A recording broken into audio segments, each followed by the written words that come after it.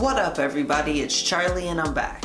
So over the last few weeks I've been reading Resmaa Menakem's book, My Grandmother's Hands, which is about healing racialized trauma from the inside out using a body-conscious, psychology-tested approach. It's a really good book and I would definitely recommend it to anybody who's interested in racialized trauma or different things like that. But in this video, I want to highlight one of the resources that Resmaa talks about in the book, what he calls the 5 anchors. So these 5 anchors are a way to sort of slow down your body and stay centered and present in a moment. And it's something that I've really needed lately and I think would be helpful in not just racialized moments, but in times where you confront homophobia, transphobia, sexism, or any of those sort of negative, hateful ideologies.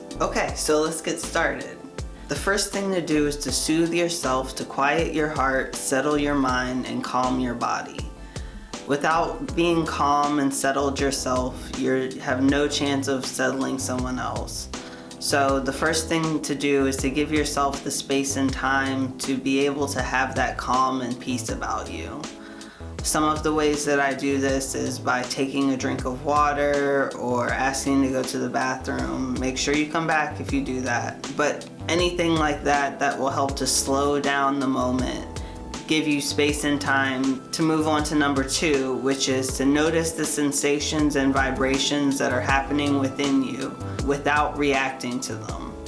This step is about noticing what's happening, giving a name to the feelings that you're having. Are you angry? Are you frustrated? Are you scared? Are you worried? Are you anxious? Putting a name to that feeling. Number 3 after that is to accept the discomfort and notice when it changes instead of trying to run from it. This one's important because you will have feelings and you will need to deal with them. And I know if you're anything like me, my first thought is to run from them and to make sure that I don't have to deal with them at all. But instead of running from them, if I lean into those feelings and accept them for what they are, I often find that those feelings end up changing and I don't have to run from them anymore. They can be something that gives me more clarity to figure out what I need to do next. That allows me to do number 4, which is to stay present in the moment and respond from the best parts of myself. This one's sort of self-explanatory, but it's probably one of the most important, to stay present in the moment and to respond from the best parts of yourself so that you never have to regret anything later. And number 5 is that after the confrontation has happened and after the moment has passed, to safely discharge any pent-up energy that you still have in you. Once you go through a fight, freeze, flee response, sometimes just going through that moment doesn't dispel all of the energy that you still have in you about that.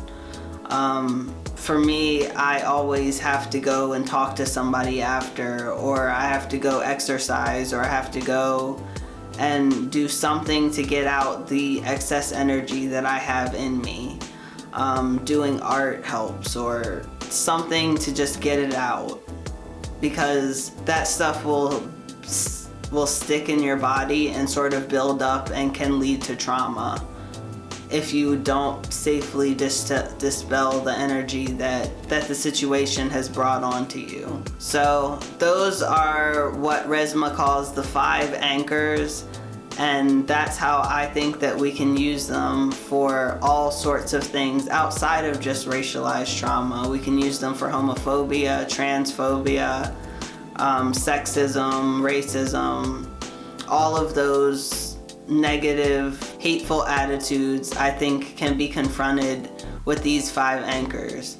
So I'd love to hear your thoughts. If you have anything to build onto them, I'd love to hear that. And I'll see you guys next time. Deuce.